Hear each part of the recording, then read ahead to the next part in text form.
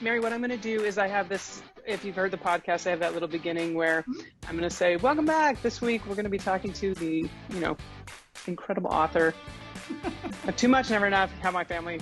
Yeah, you got it. Destroyed the world. Yeah. I need to change the subtitle to How My Family Fucked All of Us Over Forever. Hey everyone, welcome back to Okay, we're going to start that over. Jesus, I haven't even started day drinking. Okay. That's the problem. That's the problem. I should have had tequila.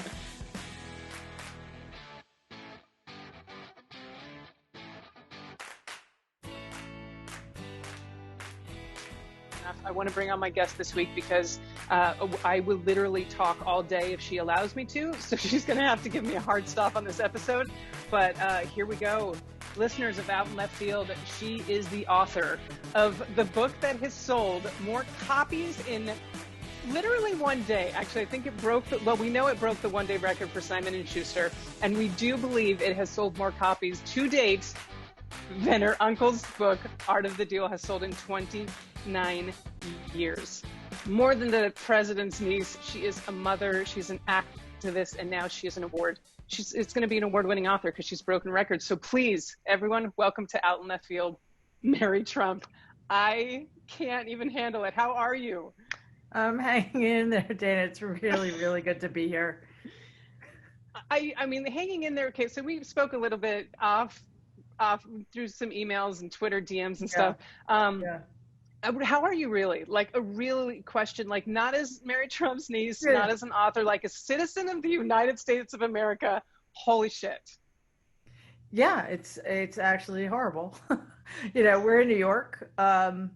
So we've been dealing with this, I was going to say this nightmare, and the question would be, which one? Yeah, narrow it down, please. Yeah, right. We got hit really, really hard with the COVID-19 in the middle of March, and it was so early that nobody knew anything, and we didn't know anything about masks or social distancing, and we personally got hit really hard. Nassau County, I think, was the third worst place to be on the planet then, and it was unrelenting terror for all of us here for like a month or more. Right, just trying to figure out what the hell's going on. Yeah, and that's why, honestly, what makes going on in the rest of the country now so unbearable is that we should have been an object lesson that would have helped everybody else avoid what we suffered through. And the fact that we might actually all have to go on lockdown again is horrifying, and it's going to be harder this time. Right. To convince people. Since they'll say it didn't work the first time. It's like, well, we never actually locked down the first time, and it actually has worked in New York, even though we didn't do it 100% right. So, it was stressful, and now it's stressful to see what's going on everywhere else, partially for selfish reasons, because I don't want people coming back to New York and having us, having our numbers go up, but also... Yeah. Because I don't live in a red state, I actually do care what happens to other people. So, and it seems like luckily you have a governor.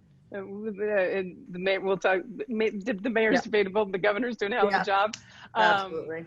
So I thought it was funny though at the beginning when you were like, we're not used to social distancing. I'm like, you live in New York, like New York City. There's no personal space. Like you're on top of each other in the subways. You're on top of each other on the streets. There is no space there.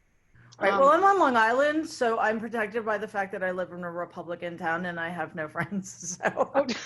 So this hasn't been a big change. No, actually, I feel like I've been social distancing since November 2016. So, I feel like you were a glutton for I feel like you were a glutton for punishment. You grew up in this family, this Trump family, and now you put yourself in Long Island, the home of strip malls. That's conservative. Just do you enjoy it there? No, I don't know whose voice that was. I feel like Peter Brady just asked the question.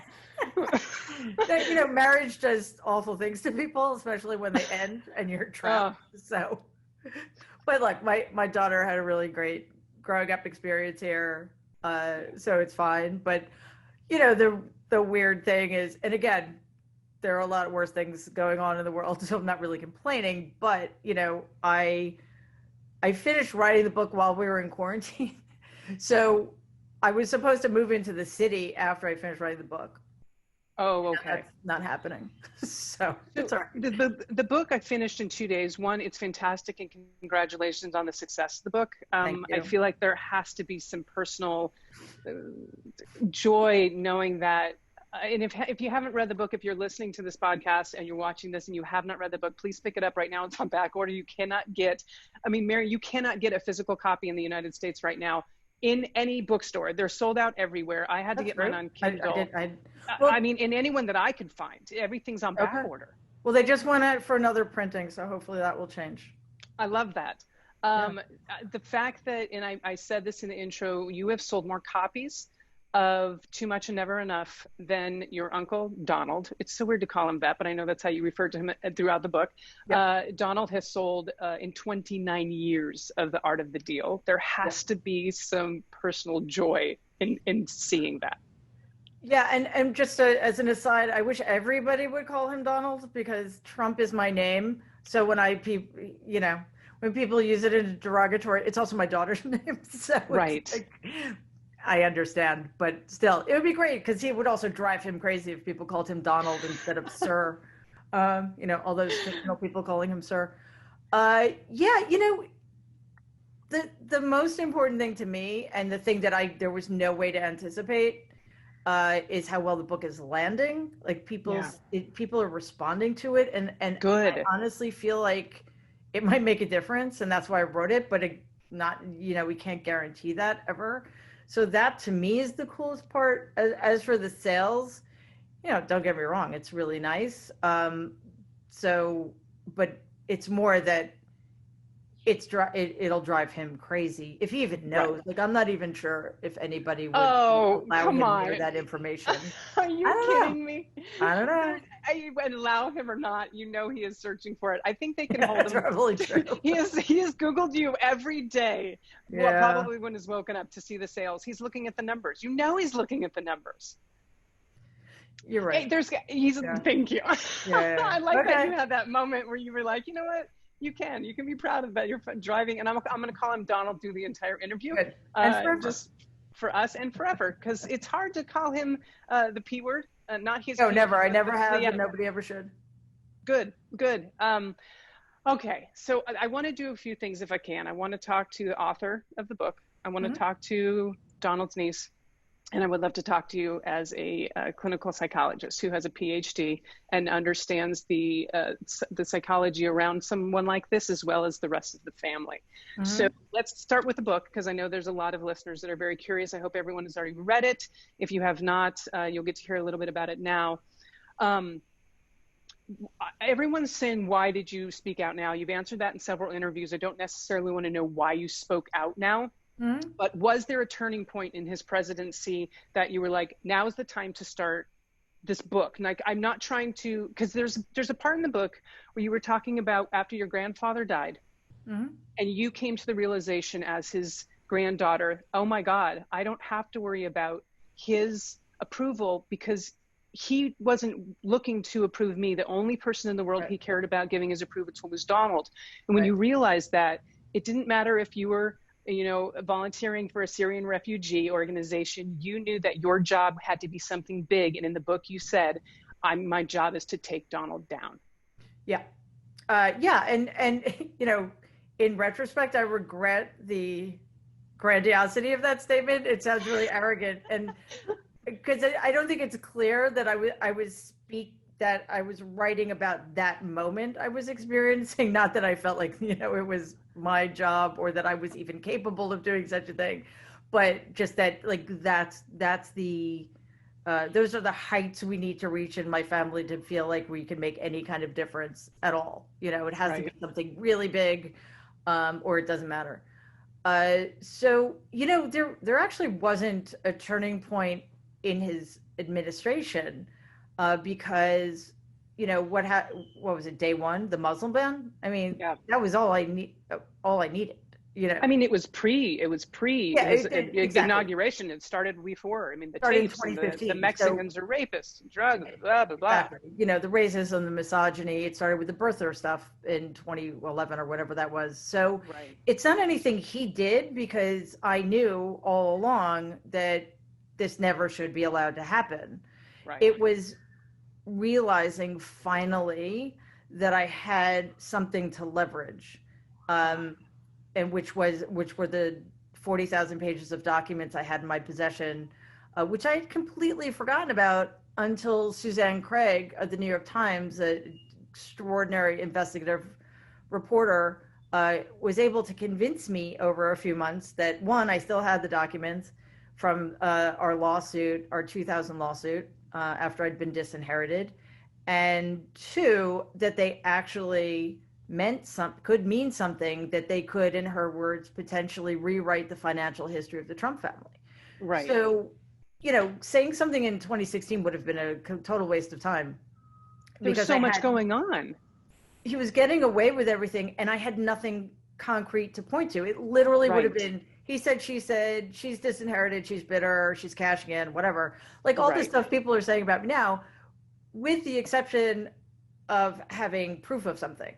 right. So the book came from that article, you know, in part because they actually showed just how deep the you know, the criming went in my family. And by the way, I had no idea it would have implicated anybody but Donald and my grandfather, so that was something of a surprise. Just an extra bonus in that Yeah. part. Oh well, who knew? I should have known. I was pretty naive, I had to say, but oh well. I was just trying to think the best of people, and having worked with Sue and Russ Butner, also another extraordinary journalist, you know, I was giving them context whenever I could and telling them stories. So all this stuff, you know, that I was remembering for the first time in a long time, and I realized, you know, there's a lot of good stuff here, and maybe if people could understand the origin story, Right. you know, maybe I think there's a lot of explanatory power here. Plus the fact that I identified all of these through lines that honestly kind of freaked me out. Like there's a direct line from my grandfather to the Republican Party, Right. you know, in many, many ways. So, Well, let's um, just take a minute. Give us a couple of those, the direct through lines from your grandfather to Republican Party. Where do they start? Where do you see those? sure. Well, you know, in my first formulation of the book's conclusion, I identified five key elements that had existed from the beginning and continue to exist now. And I ended up writing about them, I hope, with a little bit more sophistication. But initially, it was literally: one, he's always been institutionalized; two, he's always been used; three, he's always been illegitimate; four, he's always been normalized; and five, he's never been held accountable. Ever. So if we trace all of those back to my grandfather, we see that through the 70s, the 60s and 70s, when my grandfather was promoting him over my dad, and basically creating this myth of Donald as somebody who was smart and self-made and just a It's hard to brilliant. keep a it's I hard to know keep a straight face when you say things like it that. is, because it's so absurd, but you know, that was where it all began. And Yeah. then, you know, from the late 70s and 80s, it was the New York media, and then the banks, and then Mark Burnett Right. and the Republican Party. It's I kind of mean, astonishing. I blame Mark Burnett for a Yep, lot of this, a he should lot be of blamed for this. a lot. He is a reality show character that doesn't exist. He is a failed businessman Right. that convinced millions of people that he somehow wasn't. And when they wanted to change, you know, they see the world and the presidency as a business, and they wanted to put money in their banks, even though the majority of them don't have investments. The majority of them are not benefiting from anything that he's done in office, and Right. they're just snowed by it. But Well, the Mark people who are Barnett nothing, created this. right? Because it didn't work out with George W. Bush, businessman, Right. failed businessman, right? And also, the Yeah. government isn't a business, so yeah, Right. it's I I wish more people saw. I think though that that's the party lines between the Democrats that are party of we, the Republicans Mm-hmm. that are very much the party of me. That they say, well, Yep. fiscal conservatives. I'm like, you waste more money than any party I've ever seen. It's insane. But we can't keep paying people $600 a month Oh, no, because no, no. debt, and also like who can live on 600, not $600 a month, who can live on $2,000 a month It's in New York? I would love to see Congress in New York. Are you kidding me? I mean, I'm in Los Angeles, in New Mexico, maybe in Albuquerque where I was born. I might be able to get away with Maybe. that per month. Doubtful if I want to have any sort of normalcy in life. But it just the greed, Mitch McConnell's greed, and Yeah. that's really what I kind of want to like shift to within the book. And you made a very good point of this. We all know that your uncle, that Donald, has not had any consequences through his entire life.